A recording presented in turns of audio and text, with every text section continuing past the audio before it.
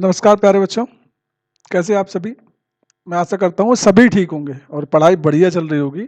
सभी की पढ़ाई बढ़िया चल रही होगी क्योंकि पेपर आने वाले हैं और आप लोग तैयारी बढ़िया मस्त करिएगा। हम लोग अभी पॉलिटिकल साइंस के 4 अध्याय के एमसीक्यू लगा चुके हैं, है ना?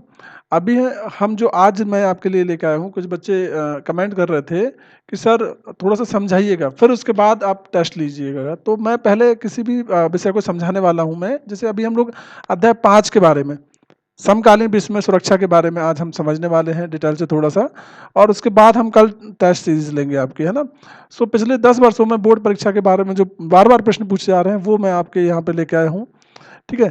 तो बिना देरी करते हुए मैं आपका सभी का इस वीडियो में स्वागत करता हूँ और अ, चलिए, अगर वीडियो अच्छा लगे तो प्लीज़ लाइक एंड सब्सक्राइब ज़रूर करिएगा और शेयर तो ज़रूर करिएगा क्योंकि ताकि बहुत सारे बच्चे ऐसे हैं जो इसको आगे काम आए उनके लिए, है ना?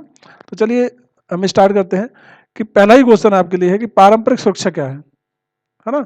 तो पारंपरिक की बात ही हम यहाँ कर रहे हैं कि पारंपरिक सुरक्षा क्या आ जाती है कि क्या होता है आप बताइए मुझे सभी बताइए कि पारंपरिक सुरक्षा क्या होती है? कि पारंपरिक सुरक्षा में देखें तो यहाँ पे आप देखेंगे कि पारंपरिक सुरक्षा वह अवधारणा है जिसमें राज्य की सुरक्षा को सबसे अधिक महत्व दिया जाता है। इसमें याद बात एक अच्छी पॉइंट लिखा गया है कि राज्य की सुरक्षा को क्या लिखा है? राज्य की सुरक्षा को अधिक महत्व दिया जाता है। इससे पहले मैं आपको पारंपरिक सुरक्षा और आप गैर पारंपरिक सुरक्षा के बारे में मैं समझा देता हूँ थोड़ा-सा डिटेल से। तो मैं एक सिंपल पीपीटी लेता हूँ यहाँ पे आपको समझाता हूँ मैं। जैसे कि मान लीजिए सुरक्षा क्या होती है? अच्छा, सुरक्षा का शाब्दिक अर्थ सबको पता होगा। क्या है? खतरे से आज़ादी, है ना? ये सब शाब्दिक अर्थ भी पूछा जाता है कि उसका शाब्दिक अर्थ क्या है? तो खतरे से आज़ादी इसका मतलब क्या है? तो सुरक्षा जो होती है बेसिकली 2 प्रकार की होती है। कितने प्रकार की? 2 प्रकार की। एक होती है पारंपरिक, है ना? पारंपरिक और एक होती है गैर पारंपरिक। ठीक है? दोनों में अंतर क्या है? पारंपरिक भी 2 प्रकार की होती है बेसिकली। एक होती है बाहरी और एक होती है आंतरिक। है ना? बाहरी सुरक्षा हम इसको बोल सकते हैं बाहरी सुरक्षा और इसको हम बोलते हैं आंतरिक सुरक्षा। है ना? बेसिकली देखा जाए तो गैर पारंपरिक भी 2 प्रकार की होती है। कौन-कौन सी होती है? तो गैर पारंपरिक एक होती है मानव सुरक्षा और एक होती है विश्व सुरक्षा। ठीक है? तो ये 2 प्रकार की होती है। अच्छा, बाहरी सुरक्षा की हम इसमें कौन-कौन सी सुरक्षा आती है? तो बाहरी सुरक्षा जैसे कोई देश है, अब उसको देश को बाहर से क्या-क्या खतरा हो सकता है, तो वो पारंपरिक में आएगा। जैसे कि बात करें सैन्य हमला, सैन्य हमला क्या हो सकता है? बाहर का देश कोई भी सैन्य वहाँ की हमला हमारे देश पे कर सकता है, तो उसको हम बोलते हैं सैन्य हमला, है ना? दूसरा क्या हो सकता है? जनसंहार, जनसंहार। भई जनसंहार मतलब कुल मिला के हम बोल सकते हैं कि मार-काट जो चलती है, तो उससे भी बाहरी खतरा होता है हमारे देश को। तीसरा है शक्ति संतुलन हो सकता है। क्या होता है? तो शक्ति संतुलन मतलब एक देश ज़्यादा पावरफुल हो गया, एक कम देश पावरफुल हो गया, तो वहाँ पे भी थोड़ा-सा पारंपरिक सुरक्षा को लेके बात आती है। चौथा हो सकता है गठबंधन। क्या हो सकता है? गठबंधन। जैसे हमने देखा होगा 2 देश आपस में मिल गए तीसरे देश को मारने के लिए, तो वो भी क्या होती है? पारंपरिक सुरक्षा में आ जाती है, बाहरी सुरक्षा को लेके। और 5वां हो सकता है सशस्त्रीकरण। मतलब देश में मतलब बाहर के देश क्या कर रहे हैं? सशस्त्रीकरण कर रहे हैं, मतलब शस्त्रों का यूज़ कर रहे हैं, उसको बोलते हैं हम सशस्त्रीकरण और नहीं लग गया तो मतलब नहीं सशस्त्रीकरण मतलब इसका यूज़ नहीं कर रहे हैं। तो ये सारे जो पॉइंट हैं वो बाहरी सुरक्षा को लेके किसी देश को इससे सुरक्षा रखनी चाहिए तो हम उसको कौन-सी में आती है? पारंपरिक सुरक्षा में आता है ना? आंतरिक सुरक्षा की हम बात करें तो आंतरिक सुरक्षा में क्या आ जाएगा आपके लिए? भूख हो गया, कोई देश भूख से मर रहा है तो वो पारंपरिक सुरक्षा में आ जाएगा, है ना? अकाल हो गया, अकाल पड़ गया भैया, तो भी क्या हो जाएगा वहाँ पे? आंतरिक सुरक्षा में आ जाएगा वो, है ना? पारंपरिक में। मान लीजिए महामारी फैल गई, कहाँ? देश की बात कर रहे हैं हम, देश में। देश में महामारी फैल गई हम लोग, तो वो किस में जाएगी? वो पारंपरिक में ही आएगी। अच्छा और अगर सॉरी ये जो महामारी है, वो इसमें नहीं आएगी, सॉरी मैं गलत बता रहा हूँ, थोड़ा एक्चुअली क्या है थोड़ा-सा ये इसमें नहीं आएगी, भूख हड़ताल की, ये मानव सुरक्षा में आएगी, है ना। तो मैं इसको मिटा देता हूँ यहाँ पे, ये मानव सुरक्षा की बात कर रहे हैं हम यहाँ पे, ये इसमें नहीं आएगी, है ना। चलिए, तो इसको मैं मिटा देता हूँ, ये मानव सुरक्षा की बात कर रहे थे हम लोग। हम लोग आंतरिक सुरक्षा में क्या क्या रखेंगे वो हम देखते हैं। आंतरिक सुरक्षा में जैसे कानून व्यवस्था हो गया, ये कानून व्यवस्था मतलब,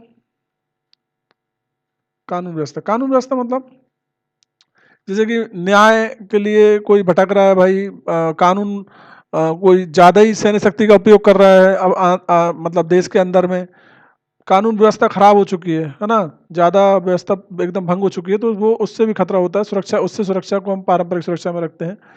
अलगाववाद, अलगाववाद मतलब होता है, जैसे अभी आपने देखा होगा कि नक्सलवाद जिसे बोलते हैं हम कुल मिला के, है ना, हमारे देश के ही लोग ये रहते हैं, तो वो भी किस में आता है, पारंपरिक सुरक्षा में आता है ना। और क्या हो सकता है, गृह युद्ध, ये गृह युद्ध भी किस में आ सकता है, गृह युद्ध मतलब होता है कि देश का, राज्य के राज्य आपस में लड़ रहे हैं, है ना, तो वो किस में आ जाता है, गृह युद्ध किस में आ जाता है, पारंपरिक सुरक्षा में जाता है।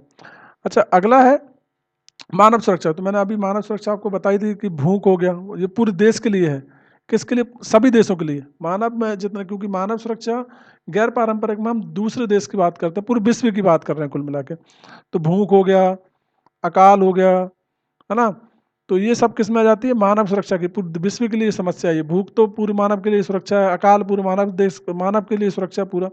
महामारी, महामारी किसके लिए सुरक्षा, पूरे पूरे मानव जाति के लिए सुरक्षा। महामारी जैसे कोरोना हो गया भाई, अब कोरोना में देखा होगा आपने, भारत देश ही नहीं पूरा देश बंद थे, है ना, चेचक, आपका मलेरिया, आपके बहुत सारे बीमारियां ऐसी थी जो पूरे देश के लिए बहुत खतरनाक होती हैं, है ना, तो उनसे। और क्या हो गया, प्राकृतिक आपदाएं हो गई, प्राकृतिक आपदाएं जैसे बाढ़ आ गई, तो वो भी किसके लिए, एक देश के लिए नहीं है, ये पूरे देश विश्व के लिए, पूरे मानव जाति के लिए समस्या होती है ये। तो वो कितनी आती है, गैर पारंपरिक में, है ना। और इसमें क्या क्या आ जाएगा विश्व में, तो विश्व में आ जाएगा आतंकवाद, क्या आ जाएगा, अब आतंकवाद जो होती है पूरे विश्व के लिए समस्या है भाई, हमारे देश के लिए नहीं, पूरे विश्व के लिए समस्या है। अगर आतंकवाद कहीं भी फैलता है तो पूरे विश्व के लिए ही समस्या का कारण बनता है वो। बीमारियां हो गई, अब बीमारियां भाई जैसे HIV एड्स है, आपके कैंसर है, ये सभी की बीमारियां मतलब पूरे देश के लिए होती है, विश्व के लिए होती है ना। ग्लोबल वार्मिंग हो गई, ग्लोबल वार्मिंग भाई टेम्परेचर अगर बढ़ेगा तो ऐसा तो नहीं कि भारत का अकेला बढ़े, पूरे विश्व का बढ़ेगा। तो ये सारी समस्या जो होती है ना, ये पूरी। और इसके बाद मानव अधिकार, मानव अधिकार मतलब एक देश में मानव अधिकार की बात करें तो मानव अधिकार भी पूरे विश्व की समस्या है। तो ये आप अच्छे से पॉइंट आप अपने नोट्स में लिख लीजिएगा कि ये सारी समस्या जो होती हैं वो पूरे विश्व के लिए है। और गृह युद्ध आंतरिक परंपरा में क्या आती है, मतलब पारंपरिक में क्या आता है और गैर पारंपरिक में क्या आता है, ठीक है। तो इस चार्ट को अच्छे से अपने कॉपी में उतार लीजिएगा, और आई होप आप समझ पाए होंगे कि पारंपरिक में क्या आता है, गैर पारंपरिक में क्या आता है, ठीक है। चलिए, तो अब आपका ये क्वेश्चन आपसे ये बन जाएगा, तो यहाँ से हम देखेंगे कि पारंपरिक सुरक्षा वह अवधारणा है जिसमें राज्य की सुरक्षा को सबसे अधिक महत्व दिया जाता है, और इसका मुख्य उद्देश्य सीमा, प्रभुत्व और राजनीतिक स्वतंत्रता की रक्षा करना होता है। मतलब इस देश में शांति बनी रहे, सीमा ऐसा ना हो कि भाई सीमा गड़बड़ हो जाती है हमारे देश की, है ना, और राजनीतिक भी सही रहे। हमने हमने अभी यहाँ देखा था कि यहाँ पे कानून व्यवस्था को भी किस में आती है, पारंपरिक में आती है ना। और स्वतंत्रता की रक्षा रहे, तो ये सब किस में आ जाती हैं, पारंपरिक में आ जाती है। याद रखना, अच्छे से आपको समझ में आ गया होगा मेरे हिसाब से। यह सुरक्षा मुख्यतः सैन्य शक्ति, अभी हमने देखा था, युद्ध, गृह युद्ध वगैरह हो गया, हथियारों पर आधारित होती है ना, किस पे होती है, हथियारों पर आधारित होती है। तो चलिए, ये सभी के लिए खतरनाक है भाई। अब एक देश, मान लीजिए भारत या पाकिस्तान है, पाकिस्तान अगर भारत पे हमला करता है तो भारत को उसकी बचाव के लिए हथियार उठाना पड़ेंगे, तो ये किस में आ जाएगा, वो पारंपरिक में आ जाएगा, किस में आ जाएगा, पारंपरिक, क्योंकि मतलब हमें हमें हमारी सेफ्टी का अधिकार है कुल मिला के, है ना। चलिए, ये क्वेश्चन आपको समझ में आ गया होगा, और ये बार बार पूछा जा रहा है कि पारंपरिक सुरक्षा क्या है, तो इसका आंसर आप यहाँ से लिख सकते हैं अपनी कॉपी में। अगला मैंने आपको यहाँ समझा दिया है, ये भी आप अपनी कॉपी में जरूर ऐड करिएगा। अगला क्वेश्चन है कि गैर पारंपरिक सुरक्षा क्या है। जो गैर पारंपरिक सुरक्षा होती है वो किस में आती है, तो गैर पारंपरिक सुरक्षा उन खतरों से असंबंधित है जो सीमाओं से परे होती है। मतलब मैंने आपको बोला, अगर बीमारी फैली, क्या फैली, कोई बीमारी हो गई, तो वो ये देखेगी कि मैं सिर्फ भारत में फैलूं, ऐसा होगा क्या? नहीं होगा ना। वो फैलेगी, तो जैसे अभी कोरोना आया था, तो कोरोना चीन में फैला, चीन से सीधा चीन, भारत, पूरा पूरा विश्व उसकी चपेट में आ गया। तो जो विश्व में, मतलब उसकी कोई सीमा नहीं होती है कुल मिला के। अकाल पड़ता है तो माना ऐसा थोड़ी हो गया कि भाई अकाल चुन के पड़ेगा कि भाई भारत में ही पड़ना है अकाल। कोई बीमारी, नई बीमारी आएगी तो ऐसा नहीं है कि भाई भारत में, पूरा विश्व क्या है, वैश्वीकरण से जुड़ा हुआ है एक दूसरे से, तो वो सीमाओं से परे होती है। प्रदूषण होता है वो सबके लिए होता है ना। और सीधे मानव जीवन को प्रभावित करती है ना, मानव जीवन को। जैसे आतंकवाद हो गया भैया, आतंकवाद, अब आतंकवाद का काम ही क्या है कि भाई जो भी आ रहा है सामने, कोई सा भी देश हो, उसको आतंकवाद फैलाना, है ना, मार काट करना, ये सभी। ग्लोबल वार्मिंग हो गई, है ना। ग्लोबल वार्मिंग भी क्या होती है भाई, कि भाई टेम्परेचर जब बढ़ रहा है, प्रदूषण हो रहा है, तो उससे ग्लोबल टेम्परेचर बढ़ रहा है। तो ऐसा नहीं कि भारत का अकेला बढ़े, पूरे विश्व का बढ़ता है। तो कुल मिला के पूरे मानव जाति को प्रभावित करती है। हमने यहाँ भी देखा था कि जो गैर पारंपरिक है वो मानव जाति को और विश्व की सुरक्षा दोनों को मिला लिया जाए तो किस में आ जाती है, गैर पारंपरिक सुरक्षा में आ जाती है ना। जैसे उदाहरण यहाँ भी दिया गया है मैंने, आतंकवाद, गरीबी, महामारी, पर्यावरणीय क्षरण, पर्यावरण मतलब वही पर्यावरण का कम होना, साइबर अपराध, साइबर अपराध भी पूरे विश्व के लिए है ना। साइबर अपराध क्या होता है कि जो आजकल देखा होगा कि हमने मोबाइल वगैरह हो गया हमारे, उसमें हमारी जो पर्सनल इंफॉर्मेशन है वो लीक हो जा रही है पूरे विश्व के सामने। तो वो सब किस में आ जाती है, हमारी पैसे कट जाते हैं बिना बताए, ठीक है। तो वो किस में आ जाती है, सब विश्व के, मतलब गैर पारंपरिक में जाती है, ठीक है। आई होप आपको अच्छे से समझ में आ रहा होगा, और नहीं आ रहा हो तो फिर आप रोकिए वीडियो को, फिर थोड़ा सा समझाइए, क्योंकि मेरे पास थोड़ा सा टाइम कम टाइम होता है, और बहुत सारा कंटेंट मैं लेके आता हूँ आपके लिए, तो इसलिए जल्दी जल्दी मुझे करना पड़ता है ना। वीडियो बहुत लंबी हो जाएगी तो फिर आपको बोरियत सी लगने लगेगी। और हाँ, एक बात और है, अगर आपको प्लीज़ अच्छी वीडियो लग रही हो, तो काम की आपकी वीडियो लग रही हो, तो प्लीज़ लाइक एंड सब्सक्राइब जरूर करिए इसको, और शेयर करिएगा, है ना। चलिए बच्चों, आगे स्टार्ट करते हैं हम। थर्ड क्वेश्चन है आपके लिए, पारंपरिक और गैर पारंपरिक सुरक्षा में अंतर क्या है।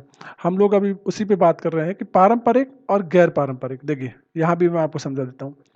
पारंपरिक में किस में आ जाता है, राज्य की सुरक्षा, राज्य केंद्रित। राज्य केंद्रित मतलब है कि अपना, जैसे मध्य प्रदेश है, मान लीजिए कि मध्य प्रदेश की सुरक्षा या देश की सुरक्षा, कुल मिला के देश की सुरक्षा भी किस में जाती है, पारंपरिक में जाती है ना।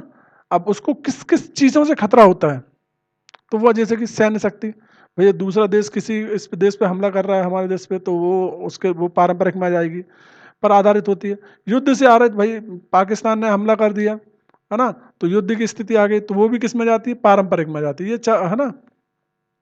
और गैर पारंपरिक की बात करें तो मानव केंद्रित। मानव केंद्रित मतलब भाई मानव में कोरोना फैल गया, ये क्या है, मानव है।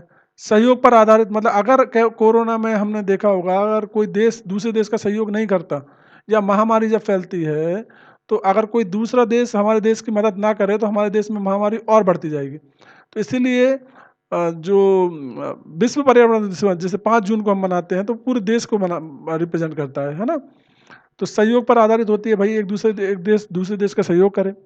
तीसरा है मानव जीवन से संबंधित होती है। मानव जीवन, भारत का भी वही मानव है, ऐसा नहीं है कि भाई वो अमेरिका के और कोई मिट्टी से बने हो या फिर और कोई इंसान हो, ऐसा नहीं होता है ना। वो सब जीवन है और मानव है ना। अगर बीमारी फैलती है, मानव बीमारी फैलती है, तो उनको भी वही बीमारी लगेगी और हमें भी वही बीमारी लगेगी। इसलिए क्या होता है कि मानव जीवन से संबंधित होती है। आई होप आपको पारंपरिक और गैर पारंपरिक में बहुत अच्छे से समझ में आ गया होगा, है ना। और आगे भी अभी भी नहीं आया तो फिर मैं इससे आगे आपको, शायद ही आपको लो समझ में आया, है ना। तो आई होप आपको अच्छे से समझ में आ गया होगा। चलिए अब नेक्स्ट आपके लिए है कि फोर्थ स्लाइड है कि मानव सुरक्षा से आप क्या समझते हैं। अभी हमने बात कर रहे हैं कि मानव सुरक्षा से आप क्या समझते हैं। तो मानव सुरक्षा से हम क्या समझते हैं कि मानव सुरक्षा का अर्थ है व्यक्ति को भय और अभाव से मुक्त करना। व्यक्ति का भय मतलब उसका डर जो होता है, और उसके अभाव से क्या करवाना, उसको फ्री करवाना। मतलब उसको ऐसा ना रहे कि भाई ये करेंगे तो हम लोग, अभी कोरोना से खतरा है, हमें युद्ध से खतरा है, हमें इस चीज़ से खतरा है, ऐसा ना हो, है ना। तो वो चीज़ को अगर हम भय को दूर करते हैं तो वो किस में आती है? मानव सुरक्षा में आती है। मानव मतलब ये होता है कुल मिला के पूरा व्यक्ति हो। इसमें भोजन, भाई हमारे पास पर्याप्त भोजन है, ये हमें डर ना रहे। स्वास्थ्य, हम एकदम स्वास्थ्य, अगर हम बीमार पड़ते हैं तो हमारे देश हमें क्या कर लेगा? बचा लेगा। तो ये भी किस में आ जाता है? आपकी मानव सुरक्षा में जाता है। शिक्षा, शिक्षा सभी को प्राप्त होनी चाहिए, ये भी किस में आती है? मानव सुरक्षा की। ऐसा ना हो कि पूरी की पूरी मानव जाति अनपढ़ रह जाए, है ना। पर्यावरण, भाई ग्लोबल वार्मिंग, कार्बन डाइऑक्साइड ज़्यादा बढ़ेगी तो सबके लिए बढ़ेगी, तो उससे भी खतरा हमें ना रहे। पर्यावरण में भाई जंगल ना रहे, पानी की वर्षा दिक्कत रहेगी, तो वो भी इसमें। मानव अधिकार, मानव अधिकार जैसे हमें बहुत सारे अधिकार प्राप्त होते हैं, अगर उनको भी कोई छीन लेता है हमसे तो वो किस में आ जाता है? मानव सुरक्षा में जाता है ना, कि सुरक्षा का शामिल है। यह अवधारणा UNDP, United Nation Development Programme, है ना, कि मानव विकास रिपोर्ट 1994 में कब दी गई थी? ये 1994 में दी गई थी। इसको अच्छे से याद रख लीजिए कि मानव विकास रिपोर्ट कब प्रस्तुत की गई थी? 1994 में, है ना, प्रस्तुत की गई थी, कि ये जो मानव के क्या क्या अधिकार हैं, है ना, ये किस क्या कैसे काम करते हैं, ये सब चीज़ें यूएनडीपी की मानव विकास रिपोर्ट में प्रस्तुत की गई थी। ठीक है, चलिए, आई होप आपको समझ में आएगा। आगे क्वेश्चन लेते हैं हम लोग, मानव सुरक्षा के प्रमुख घटक क्या है? अभी हमने यहाँ भी देखा था और यहाँ भी और अच्छे से देख ले रहे हैं हम लोग कि मानव सुरक्षा के प्रमुख घटक क्या है। मानव के सुरक्षा के घटक हैं आर्थिक सुरक्षा, मतलब पैसा, कुल मिला के देखा जाए तो पैसा हो गया आपका, या आपका रहन सहन हो गया आपका, ठीक है, तो वो भी आपके पास सुरक्षा होनी चाहिए। मतलब आपके पास सुरक्षा मतलब क्या होता है? आपकी खतरे से आज़ादी, कुल मिला के, है ना। तो पैसों की आपकी ज़्यादा तंगी ना होना चाहिए आपके पास, ये पूरे विश्व के लिए बात कर रहे हैं हम लोग। खाद्य की सुरक्षा, खाने की जो चीज़ें हैं उन पे कोई ऐसा ना हो कि भाई वो बहुत महंगी हो गई, है ना, या बहुत मिल ही नहीं रही है ना, तो वो सुरक्षा में जाती है। स्वास्थ्य सुरक्षा, भाई कोई बीमारी ऐसी आ गई कोई हमें, हम लोग उसका इलाज ही नहीं कर पा रहे हैं, तो वो हमें देखना है कि मानव सुरक्षा के लिए स्वास्थ्य सुरक्षा भी होना बहुत जरूरी है। पर्यावरणीय सुरक्षा, की ग्लोबल वार्मिंग पिघलती है तो पूरे देश को नुकसान होगा, पूरे मानव जाति को नुकसान होगा, है ना, बाढ़ आती है तो। व्यक्तिगत सुरक्षा में क्या आ जाएंगे? जैसे कि हम लोग कहीं घूमने जा रहे हैं, है ना, दूसरे देश में जाते हैं तो कहीं अपराध होता है उनके साथ, तो ये मानव सुरक्षा में जाता है कुल मिला के। सामुदायिक, एक जैसे कि मान लीजिए हमारे हिंदू हो गया, मुस्लिम हो गया, है ना, तो सिख हो गए, अब किसी भी एक समुदाय को अगर हम पूरा टारगेट करते हैं तो वो किस में आ जाता है? सामुदायिक में जाता है। और राजनीतिक में क्या जाता है कि भाई एक देश में अलग राजनीति चल रही है, दूसरे देश में अगला राजनीति चल रही है, और इसने राजनीति तय करके इस देश पे हमला कर दिया, तो वो किसकी सुरक्षा में जाएगा? वो मानव सुरक्षा को लेकर जाएगा। तो ये आप पॉइंट अच्छे से याद रखेंगे। प्रमुख घटक क्या है?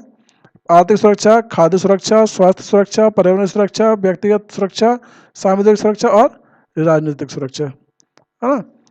चलिए, अगला क्वेश्चन हम लेते हैं कि मानव सुरक्षा का शब्द का प्रयोग किसने किया था, है ना। मैंने अभी आपको इसका आंसर बताया कि UNDP, United Nation Development Programme, और ये जो रिपोर्ट थी वो कब प्रस्तुत की गई थी? 1994 में प्रस्तुत की गई थी, 1994 में, याद रखिएगा, है ना, मानव विकास रिपोर्ट।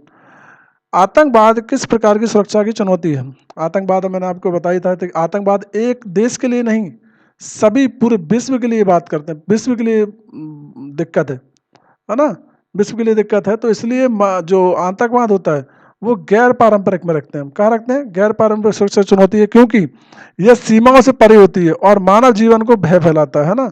तो इसका काम ही है कि सभी मानव जाति, जैसे कि अभी हमने देखा था कि 11 सितंबर 2001, सितंबर 11 2001 को क्या हुआ था? अमेरिका पर हमला कर दिया था, आतंकवादी हमला हुआ था। हमारे यहाँ जो देख के बात करें तो 26, है ना, नवंबर को हमारे यहाँ का 2011 को हमारे ताज में वो ताज होटल पे हमला हुआ था, आतंकवाद हमला। तो आतंकवाद हमला ये नहीं देखता कि किस देश पे हो के, वो सिर्फ मानव जाति के लिए खतरनाक रहता है ना। चलिए, आगे हम लेते हैं अगला। अगला को पीपीटी आपके लिए अगला क्वेश्चन है कि हथियार नियंत्रण क्या है? हथियार नियंत्रण मतलब जो हम लोग हथियार यूज कर रहे हैं उसका नियंत्रण क्या है? तो हथियार नियंत्रण वह प्रक्रिया है जिसके अंतर्गत हथियारों की संख्या, मतलब कितने हथियार रख सकता है एक देश, या कितने हथियार यूज कर सकता है, प्रकार, कितने प्रकार के, है ना, नई नई टेक्नोलॉजी यूज हो रही है, तो उनको भी हमें देखना है कि नई नई टेक्नोलॉजी में इतना खतरनाक हथियार ना बन जाए कि पूरे विश्व के लिए खतरा हो जाए।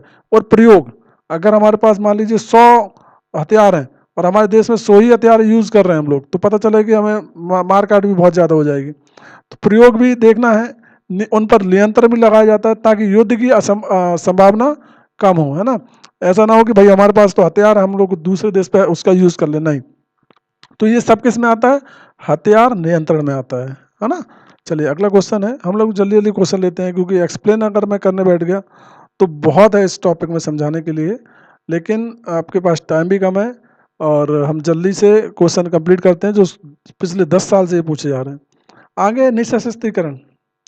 अच्छा, निःशस्त्रीकरण का अर्थ बताइए। निःशस्त्रीकरण का अर्थ है हथियारों का पूर्ण या आंशिक त्याग, मतलब पूर्ण त्याग भी बोल सकते हैं इसको कुल मिला के, कि भाई हमने मान लीजिए बंदूक जो हमारी है, कोई ऐसी बंदूक जो पूरे विश्व के लिए खतरा है, तो उसका जो मतलब उस पर रोक लगा दी जाए, कुल मिला के पूरे विश्व के लिए यूज ना हो, है ना, ताकि विश्व में क्या बनी रहे, शांति स्थापित हो सके। हाँ, तो उसका मतलब क्या होता है, निःशस्त्रीकरण का होता है उसका मतलब, है ना। चलिए आगे क्वेश्चन लेते हैं हम लोग। एनपीटी, एनपीटी का फुल फॉर्म क्या है, नॉन प्रोलाइफिकेशन ट्रेटी, मतलब परमाणु अप्रसार संधि, क्या बोलते हैं इसको हिंदी में, परमाणु अप्रसार संधि। ठीक है, तो एनपीटी का नाम, है ना, परमाणु अप्रसार संधि। चलिए आगे अगला क्वेश्चन है, सीटीवीटी क्या है, सीटीवीटी, है ना। सीटीवीटी का संबंध किससे है, तो परमाणु हथियारों के परीक्षण पर, है ना, कि भाई 1976 में क्या हुआ था कि सीटीवीटी की मतलब संधि हुई, जिसमें बोला गया कि कोई भी देश परमाणु परीक्षण या परमाणु नहीं बनाएगा कुल मिला के, है ना। तो उसी को हमने कौन सी संधि का नाम दिया था, सीटीवीटी, है ना। जो डेट को मैं थोड़ा सा एक बार कंफर्म कर लूँगा कि 1976 में हुई थी या फिर थोड़ा सा 1997 में हुई थी, है ना। तो सीटीवीटी का फुल मतलब काम क्या क्या है, परमाणु हथियारों के परीक्षण पर संधि हुई थी कुल मिला के। पर्यावरण क्षरण का क्षरण एक सुरक्षा चुनौती क्यों है। क्षरण मतलब क्या होता है, हानि, क्या होता है, हानि। तो ये बोल रहे हैं कि पर्यावरण का हानि होना मतलब कम होना, कुल मिला के पर्यावरण नुकसान होता है, प्रदूषण बोल सकते हैं हम लोग। पर्यावरण प्रदूषण एक सुरक्षा चुनौती क्यों है। अगर हमने पर्यावरण को नहीं बचाया, हमने पृथ्वी के चारों तरफ वायुमंडल है, जल है ना, वन है, इनको अगर हम काटते गए और यूज करते गए तो एक समय ऐसा आएगा कि हमारे पास ना जल बचेगा, ना जंगल बचेंगे, ना जमीन बचेगी कुल मिला के, है ना। जो तीन जे की बात करते हैं ना कि जल जंगल जमीन, तो वो अगर हम प्रदूषण होता गया तो ये तीनों नहीं बचेंगे, है ना। तो पर्यावरणीय क्षरण से जलवायु, जल और वायु परिवर्तन, जल संकट, मैंने आपको बताया कि हम यूज करते रहेंगे तो जल भी संकट आ जाएगा, वायु भी प्रदूषण होगी और प्राकृतिक आपदाएं आएंगी, क्योंकि अगर मान लीजिए पेड़ कट गए तो आपको क्या नहीं होगा, ऑक्सीजन नहीं मिल पाएगी, O2 नहीं मिल पाएगी, और ऑक्सीजन नहीं मिलेगी तो आप मानव जाति के लिए भी खतरा रहेगा। अच्छा, और प्रदूषण बढ़ेगा तो प्रदूषण होने के बाद क्या होगा, जो ग्रीन हाउस गैसें हैं उनकी मात्रा बढ़ेगी, ग्रीन हाउस गैसों की मात्रा बढ़ेगी तो ग्लोबल वार्मिंग होगी, है ना। और ग्लोबल वार्मिंग होगी तो जो बर्फ के रूप में पूरा पानी पिघला जमा हुआ है पहाड़ों पे, वो पिघल के कहाँ आएगा, समुद्रों में होगा, समुद्र का लेवल क्या हो जाएगा, बढ़ जाएगा, और जिससे जो समुद्र के किनारे जो शहर है, जो देश है, वो डूब जाएंगे, है ना। तो उसी को देखते हुए पर्यावरण की प्राकृतिक आपदाएं बढ़ती हैं जो मानव जीवन को खतरे में डालती हैं, इसलिए इसे गैर पारंपरिक सुरक्षा चुनौतियों में माना गया, क्योंकि गैर पारंपरिक मतलब पूरे विश्व के लिए सुरक्षा है ये, है ना। आगे है, गरीबी को सुरक्षा चुनौती क्यों माना जाता है, गरीबी को सुरक्षा चुनौती क्यों माना जाता है। तो गरीब जो है उसको सुरक्षा चुनौती क्यों माना जाता है, क्योंकि गरीबी जैसे अशिक्षा, बीमारी और अस्थिरता, है ना, क्या फैलती है, अशिक्षा फैलती है गरीबी से, क्योंकि आप पैसे नहीं होंगे तो आप पढ़ नहीं पाएंगे तो आप अशिक्षा रह जाएंगे। और बीमारियां, अगर आपको पता नहीं होगा कि ये खाने से हम ये बीमारी होती है ना, तो आप उसको खा लेंगे या फिर आप इसका यूज कर लेंगे तो वो बीमारी आपको लग जाएगी। और अस्थिरता मतलब आपको भटकना पड़ेगा इधर से उधर, बढ़ती है, जिससे समाज में अशांति फैलती है। इसलिए गरीबी एक गैर पारंपरिक, पूरे विश्व के लिए समस्या है ये गरीबी, है ना, एक देश की नहीं है।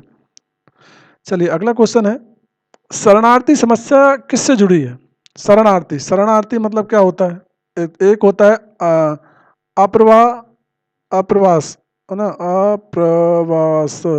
इसका मतलब होता है कि जो अपनी मर्जी से क्या करते हैं, अपनी मर्जी से देश छोड़ते हैं या एक देश से दूसरे देश चले जाते हैं, उसको अप्रवास बोलते हैं। लेकिन जिनको जिनको मजबूरन, जिनको मजबूरन देश को छोड़ना पड़ता है और दूसरे देश में शरण लेनी पड़ती है, उसको बोलते हैं हम शरणार्थी। क्या बोलते हैं उसको? शरणार्थी। तो शरणार्थी समस्या मानव सुरक्षा से जुड़ी है, क्योंकि इसमें मानव जीवन, सम्मान और अधिकार को प्रभावित होता है। इसलिए ये कौन सी समस्या है? गैर पारंपरिक सुरक्षा, सुरक्षा में आती है ना, समस्या में आती है। इसको अच्छे से याद रखिएगा, है ना, किस में आती है? गैर पारंपरिक सुरक्षा में आती है। ठीक है, अगला क्वेश्चन है, महामारी किस प्रकार की सुरक्षा चुनौती है? महामारी, महामारी भाई बहुत सारी आती है, जैसे कि प्लेग हो गया, ये भी महामारी थी। कोरोना हो गया आपका, ये भी एक महामारी थी। ठीक है, चेचक हो गए आपके, है ना, जिसे अपन माता मतलब चिकन पॉक्स हो गया, चिकन पॉक्स, है ना, ये किस में आती थी? ये माता माता जो माता होती हैं, ये सब क्या थी? ये महामारी थी। क्या थी ये? महामारी। तो महामारी एक देश के लिए होती है क्या? नहीं होती। कोरोना एक देश में फैला क्या? नहीं फैला। पूरे विश्व के लिए समस्या है ये, है ना। तो मतलब ऐसी भी मतलब ऐसी चीजें जो पूरे विश्व के लिए होती है वो गैर पारंपरिक में आती हैं। तो महामारी गैर पारंपरिक चुनौती है, क्योंकि ये सीधे मानव स्वास्थ्य और जीवन को प्रभावित करती है। आई होप आपको अच्छे समझ में आ गया होगा। चलिए अगला है, राज्य केंद्र सुरक्षा, राज्य केंद्रित सुरक्षा का अर्थ बताइए। तो राज्य केंद्रित सुरक्षा का अर्थ है राज्य की सीमाओं, सत्ता और संप्रभुता की रक्षा करना, है ना। राज्य केंद्रित मतलब क्या होता है? राज्य केंद्रित सुरक्षा, राज्य केंद्रित सुरक्षा का अर्थ है राज्य की सीमाएं, जैसे कि मध्य प्रदेश की बात करें, मान लीजिए एक देश की, जो राज्य भी बोल सकते हैं उसको, एक देश भी बोल सकते हैं, याद रखिएगा। जैसे मध्य प्रदेश हो गया, अब उसकी सीमा को बनाए रखना, उसकी सत्ता को बनाए रखना और उसकी संप्रभुता मतलब उसको सही शांति बनाए रखना, वो उसकी रक्षा में किस में आ जाते हैं? राज्य केंद्र सुरक्षा में आ जाता है ना। तो आप याद रखिएगा कि सीमाओं, सत्ताओं और संप्रभुता की रक्षा करना किस में जाता है? राज्य केंद्रीय सुरक्षा में आता है। अगला है, साइबर अपराध किस प्रकार की सुरक्षा है? साइबर अपराध किस प्रकार की सुरक्षा चुनौती है? तो साइबर अपराध मैंने आपको बता ही दिया, साइबर अपराध एक देश की नहीं है, साइबर अपराध पूरे विश्व के लिए। भाई विश्व में आप अमेरिका में बैठ के आप भारत का क्या कर सकते हो? भारत के लोगों से बात कर सकते हो, भारत के लोगों से आप उनके अकाउंट में पैसे ले सकते हो, अकाउंट में पैसे डाल सकते हो, अमेरिका में भेज सकते हो, आप अमेरिका से यहाँ मंगा सकते हो। तो अगर कोई जैसे कि आपने अभी देखे होंगे, कोई भी हम सोशल मीडिया चलाते हैं आप लोग, अगर उन पे पोस्ट जो डलती है, हम जो पोस्ट करते हैं, वो ऐसा तो है नहीं कि सिर्फ भारत वाले देखें, पूरे विश्व में हो जाता है। तो जब विश्व एक दूसरे से साइबर के थ्रू जुड़ा हुआ है, तो अगर अपराध जो होता है वो पूरे विश्व के लिए खतरा है। तो इसलिए जब विश्व में खतरा होगा तो गैर पारंपरिक में आ जाएगा, है ना, चुनौती। क्योंकि यह तकनीकी और माध्यम से समाज को क्या करता है? प्रभावित करता है। याद रखिए, मैं बार बार आपको बोल रहा हूँ कि गैर पारंपरिक मतलब होता है जो पूरे विश्व के लिए, पूरे मानव जाति के लिए खतरा हो, वो गैर पारंपरिक में आता है। अगला क्वेश्चन है, संयुक्त राष्ट्र की भूमिका क्या है? संयुक्त राष्ट्र संघ जो था हमारा, संयुक्त राष्ट्र है, उसकी भूमिका क्या है? संयुक्त राष्ट्र का मुख्य उद्देश्य अंतरराष्ट्रीय शांति और सुरक्षा बनाए रखना है। अंतरराष्ट्रीय शांति मतलब पूरे विश्व में सुरक्षा बने, शांति बने, है ना, संघर्ष रोकना मतलब युद्ध रोकना, और मानव अधिकारों की रक्षा करना है। क्या है? मानव अधिकारों की रक्षा करना है ना। तो ये किसका काम है? संयुक्त राष्ट्र का काम है। चलिए अगला क्वेश्चन है, मानव अधिकार किस सुरक्षा से जुड़े हैं? मानव अधिकार किस सुरक्षा से जुड़े हैं? तो मानव अधिकार पूरे विश्व के लिए है। तो मानव अधिकार, मानव सुरक्षा, और मानव सुरक्षा किस में आती है? गैर पारंपरिक में आती है। तो मानव सुरक्षा या तो आपको यहाँ से पूछ ले कि भाई मानव सुरक्षा किस में आती है, तो गैर पारंपरिक में, और कौन सी सुरक्षा है, तो मानव सुरक्षा से जुड़ी हुई है। चलिए अगला क्वेश्चन है, मानव अधिकार, सॉरी, एक मिनट,